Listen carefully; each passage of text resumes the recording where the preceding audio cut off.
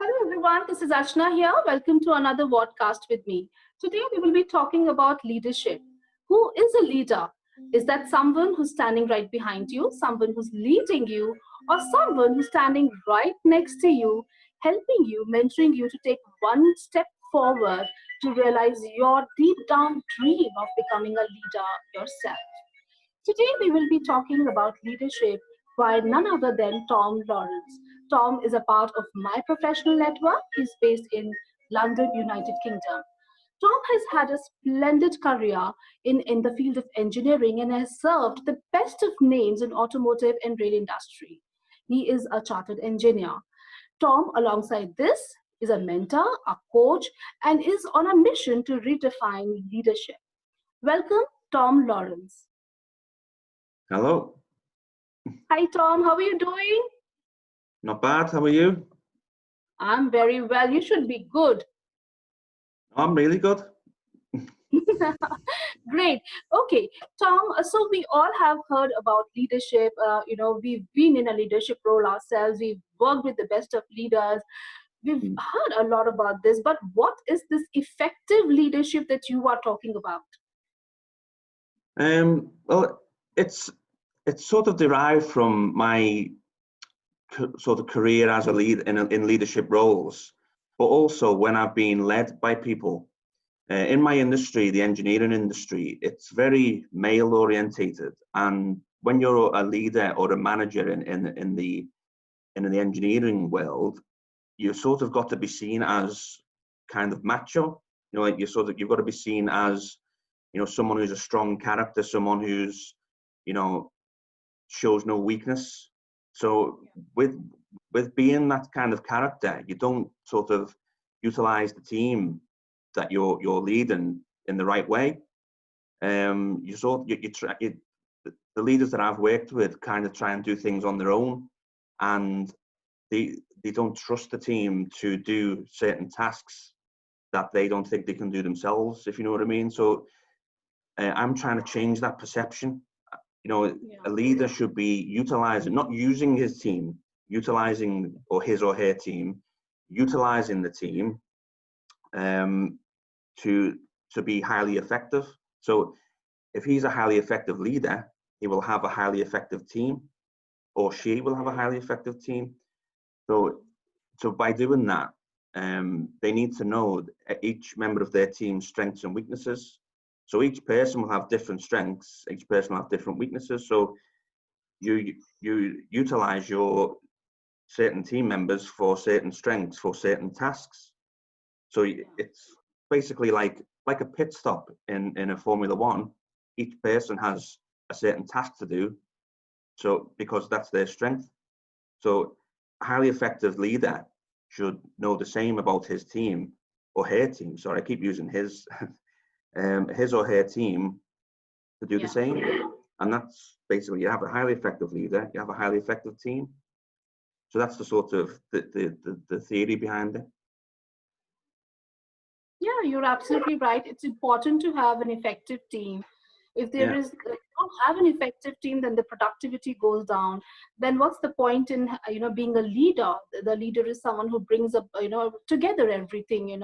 If you have a team of 10 people, someone could be good in presentations, the other could be a good speaker, the other could be maybe a good writer, the other yeah, may be a good administrator. So obviously, we bring together all the different qualities each one of the team members have and make a good team because everybody is good in something or the other. yeah. Absolutely, absolutely right. So, in fact, this actually leaves us thinking. So you actually feel that your team is basically your kind of, if I can say, it's your intellectual capital. Am I right? Yeah, exactly that. It's because your team are assets. Their intellectual capital is the team's knowledge, the team's strengths, the team's abilities, the team's resources, the team's skills. That's all your intellectual capital. So um, that's basically exactly it. And the leader of that team should utilize his or her intellectual capital to be highly effective. And by doing that, that in turn makes them a highly effective leader. So it's basically it's also how you treat your team as well. Like, you want your team to come into work every single day feeling great, feeling that they want to be there.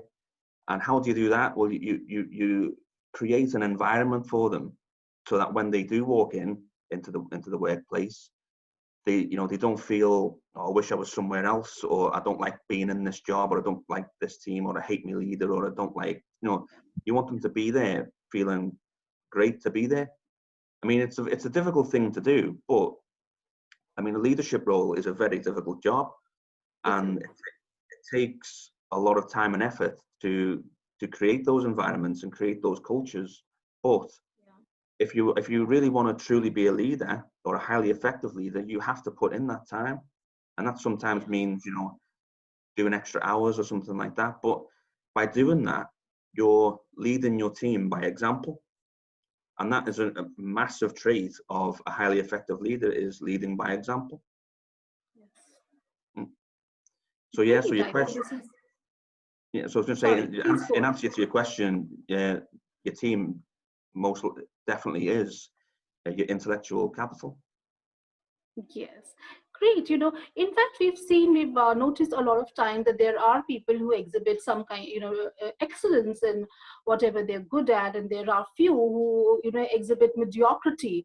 But, as a good leader, as an effective leader, it kind of comes, in handy and very, for us to, train those people to come to a level which makes our team grow, and, makes the effectiveness of the team is, can be seen. So yes, of course, they are a capital in themselves. They are an asset to the organization and to the team, because they literally help them grow, and as the team grows, the leader also grows, because this is not where we would want ourselves to be.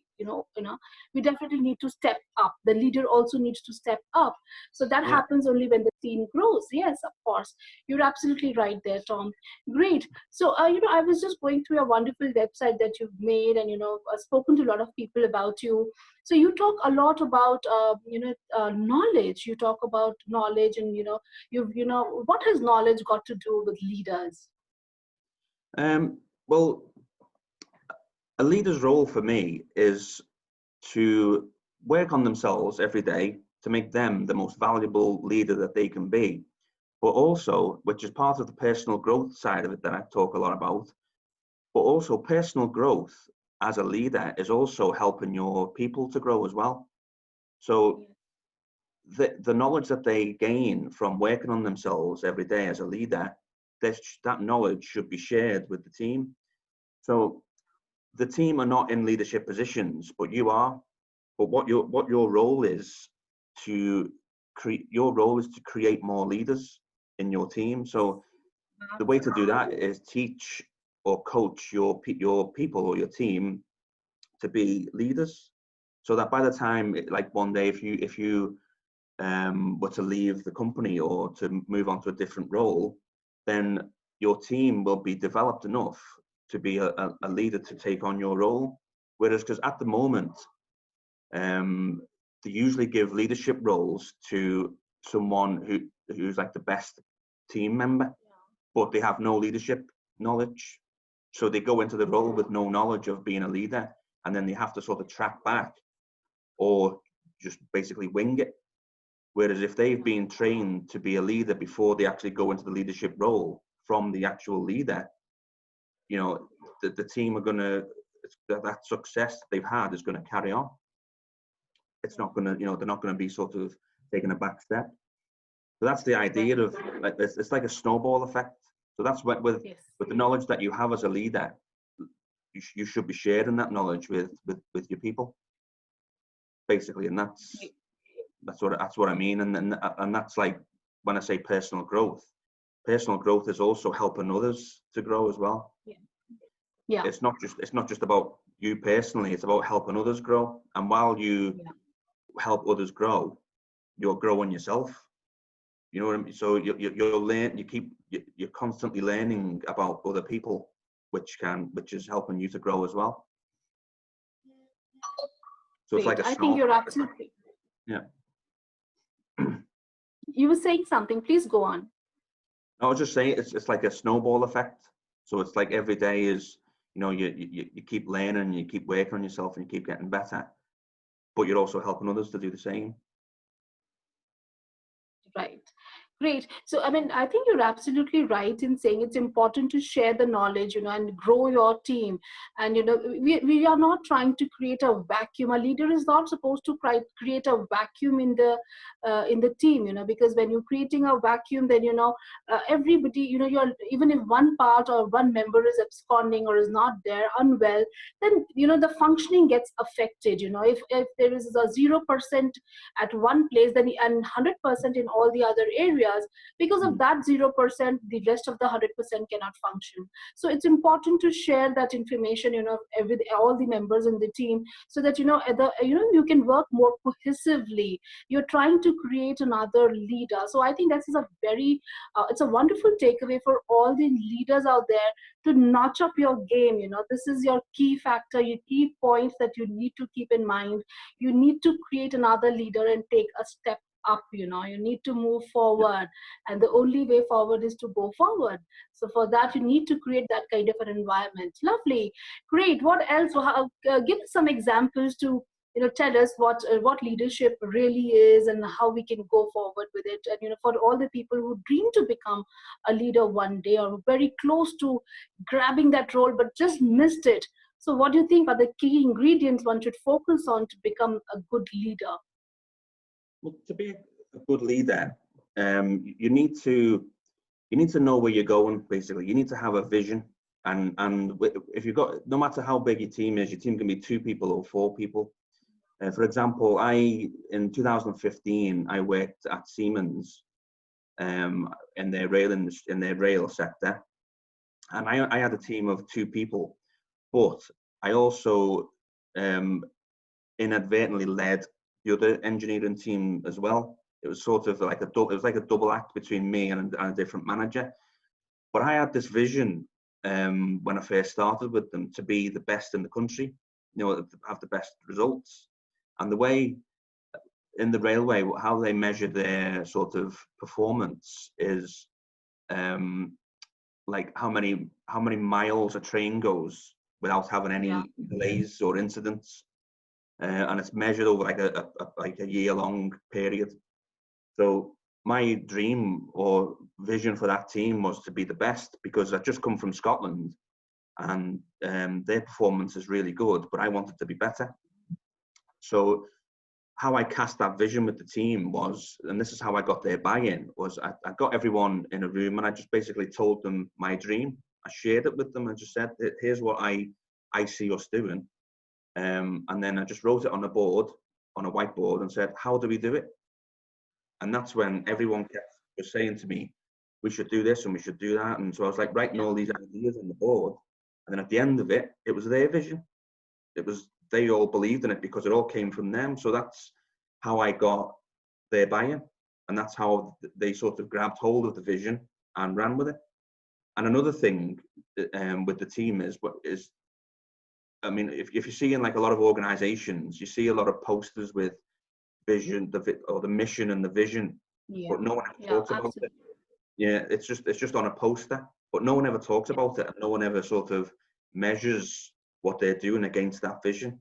So what I sort of instilled into the team was, talk about it wherever you go. So if you go to a meeting in a different city as part of Siemens, tell them what the vision is and tell them how we're doing it, and be passionate about it. And so basically, if you want to be a leader, you need to know where you're going, and also how you treat your people. Like if you think of a leader as like a parent, like how you treat your children is basically how you treat your team. You know what I mean? So you want to show people that you care. And by showing your people that you care, not telling them that you care, showing them, like as an example, it's basically within that team that I cast a vision to. I sat down with them and had regular one-to-ones with them, and I listened. I didn't talk. I listened. I understood them. I empathized with them. So empathy is a massive trait of a great leader. Yes. And then at the end of that conversation, when basically they'd said all they wanted to say. I gave a few recommendations, and I also said, I'm going to help you in A, B, C, D, and wherever they needed help, I would help them. So if that means they needed development in a certain area, or if they needed,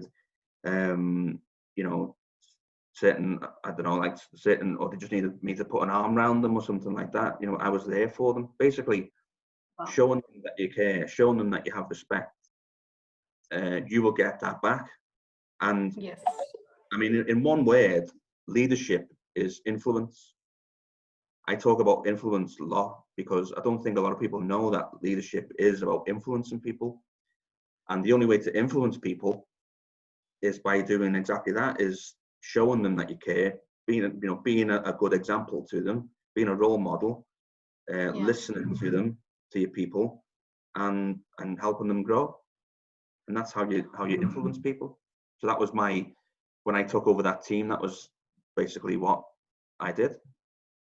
And since then, I've tried to do the same. And I will always do that. Yeah. Great. I think, Tom, whatever I heard about you, that yes, you are someone who's on a mission to redefine leadership. You're actually, you're wonderful. I mean, you're actually walking the talk. I mean, you are whatever you're telling. I think it's absolutely wonderful.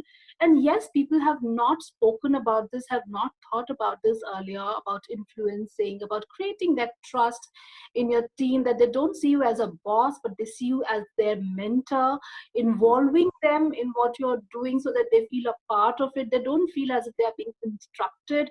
They feel as if they are being appreciated for the kind of IQ and EQ they have, and that you love having them in their team. I think it's an amalgamation of so many things. Leadership is just not one aspect. You need to have that empathy. You have to have so many other qualities in you which you can hold together and bring together to team, and function, in that. I think that's lovely. I think really, really nice and very beautiful examples you've given us to demonstrate that. Great. So, I mean, tell me one thing, Tom, since you've had almost more than 2 decades of experience, I mean, I'm sure you can give us inputs on, who do you think is maybe a popular leader? How can one find out that this person is a popular leader, and okay, this person is not that a popular leader? How do you think maybe you can make out, and how can people understand that this person is not the leader we are talking about? Is there anything that can make you feel that? Well, I think with a leader, how you know that they're a popular leader or they're a great leader is how they make you feel. Yeah. So if you're around them and you feel that, you feel that they've got your back, they feel like they care for you, they feel that they're doing their best for you, that's how you know you're around a great leader. If you're around a leader where you wish you weren't there, or if your phone rings and their name comes up on the phone, you're like, I don't want to answer that phone. You know what I mean? And you get that feeling of, oh no, am I in trouble or something like that? Like it's like it makes you feel nervous. So that's when you know the difference between being around a great leader and a not so great leader. I mean, I don't want to use examples of world leaders, but Yeah. at the moment, Donald Trump's not really the best leader in the world, is he? Yeah, yeah. In fact, on your website, I was reading this wonderful, article that you've written about, pre-meets. I think that is one thing that can be very reflective of someone being a good leader, a popular leader, because I thought it was so impactful, that, someone who is, if you call for a meeting, a formal meeting, and you are just caught unawares, the people do not know what's happening. They do not know what reports to submit, what questions they would be asked, what's the agenda of the meeting. I think everything just kind of withers away. But if you have something like a pre-meet that you were talking about on your, the dialogue we had the other day, and you were talking about in it, even on your website, I think that's a wonderful idea to involve your team and let them know that, if that they are not being caught unawares, they are being intimated well in advance what is going to be the topic of discussion in the meeting, what reports they need to keep handy, what are your expectations from the team in the meeting, and what the team can look forward to in the meeting. I think again, that adds up to the popularity of because you're so nice and friendly. At the same time, you are someone they can look up to, Yeah, someone who has that influence, someone who has that gentle authority. I think that adds up to the entire game and make you a popular leader. I think a very useful input for us to reflect on, or everybody out there who are in their leadership roles. I think you should really consider thinking about these, and someone who is looking forward to have a leadership role. I think these are very important points we need to keep in mind, because it's all about how you are with your team at the end of the day. That yeah, makes you a leader, really. Great, exactly. Tom. A wonderful conversation with you, Tom. How would you like to sum up? Give us a few pointers, give us some few inputs that bring everything together.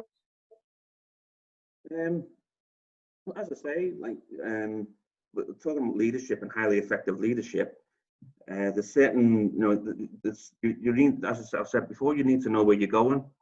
You need to have you need to cast a vision. But you can also, you can be a leader without having a leadership position. You can actually be a role model within the team. So if you're part of a team, but you're not you're not the manager or the team leader, you're one of the team members, you can actually still be a leader, because you can still portray all those leadership qualities, and you can still be, have empathy with people. You can still listen to your team members. If they need any help with anything, you can help. You can Yes.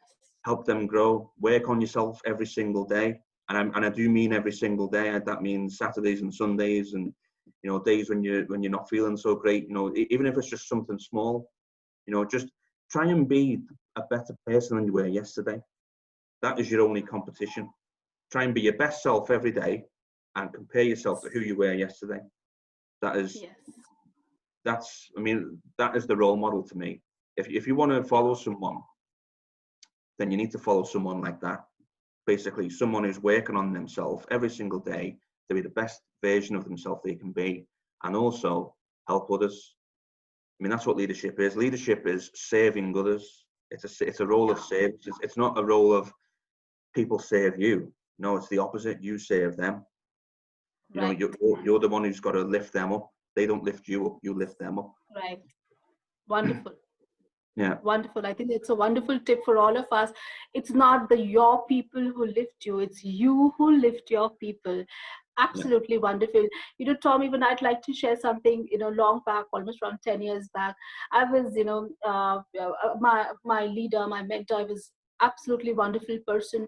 And, we used to decide on a day, our team, and, we used to meet on a day of the week when we used to meet over lunch within the office hours, and we used to discuss, I think, we used to discuss about everything that has happened over the week, and how we can improve, what is our vision on the project in hand, and what are the fallouts, and how we can work on them, who is a prospective client, and how we can work on them, where are we getting stuck if the client is not responding the way we are expecting. So it was a general healthy conversation, what's happening in each other's lives, everything good at home, any constraints, any challenges anybody is facing. So it was like a very holistic conversation. So it was not only work, but it was a bit of personal touch to it. So everyone felt so comfortable. It was like, yes, I'm ready to go back to work, following morning. yeah, So it was like that. It was like I think it's quite a collaboration in itself. And like you said, it's important for the leader to think that that's the person I need to lift, because if the person in the team comes together, it's only working towards cohesiveness, and the productivity, as you rightly said, increases. And of yeah, course, that's what we are looking for. We are looking for to become a very popular leader, because that takes us to a step higher in the system, and we all are looking for growth, and for the growth of our team, and in totality, a broader perspective, the growth of our company. Great, great, lovely speaking to you, Tom. Anything else you'd like to add from your end? Um, no, it's just basically, if How if has you, it been with you? You are working online now with your team. How has the experience been, and how do you think this online coming together, working, how's that brought your team come together? I think that it's actually helped a lot, because we've had no choice but to get in touch a lot more, because we can't see we can't be around each other, so we need to be in touch a lot more. But what I've felt and what I've seen is we've collaborated a lot more. We've listened to each other a lot more. The guys are much more interested in what everyone's got to say. You know, like because I work with a lot of contractors, so Yes. the sort of perception in the engineering business is like an us and them type of thing, you know, with contractors. But with these contractors that I'm working with, they're brilliant. They actually are part of the team massively, and we've even became closer, even though we're not, you know, physically around each other since Yeah. lockdowns happened. So what I need to do, what my role is to continue this intensity when we go back, you know, hopefully go back to normal. So we should be meeting up a lot more. We should be talking to each other a lot more, collaborating a lot more, helping each other a lot more. You know, we need to be doing a lot more of that when we go back to work, and not just focusing totally on the task. We need to be focusing on each other. Right. Great. Lovely speaking to you, Tom. They are wonderful inputs that you've given to all of us here. Thanks a lot for coming on board, Tom. Stay safe, stay healthy, and keep in touch with us. We will have you over and over again for more discussions on this topic. Thank you so much, Tom. Have a great day. Thank you too. Thank you. Thank you so much. Thank you. That was Tom Lawrence for you, a man on a mission to redefine leadership. He has left us with a question: what is leadership after all? Is it only about meetings? Is it only about meeting top notch clients? Is it only about a lot of people reporting to you? Is it about you being on the advisory to the management? What is it after all? It's all about letting your team know that you are a mentor and not a threat to them, that you contribute in their growth. It is about letting your team know that their presence is being appreciated. It is about letting them know that they contribute and reflect the mission, the vision, and the values of the organization. It is about letting them know that they are the intellectual capital for the organization. Each one of them is an asset. Each one of them contributes to the growth of the organization. Each one of them is being appreciated for their presence in the organization. It's all about growth. It's all about letting them know that they can count on you as much as you, being a leader, count on them in terms of productivity. It's about sharing knowledge with them and to let them know that you're standing right beside them and that you would help them climb up the ladder to success and reach up in the hierarchy. So this goes out to all the leaders out there to reflect on the conversation I had with Tom and find out how you can become a popular leader. Wishing you all the best, stay happy, and keep leading your teams.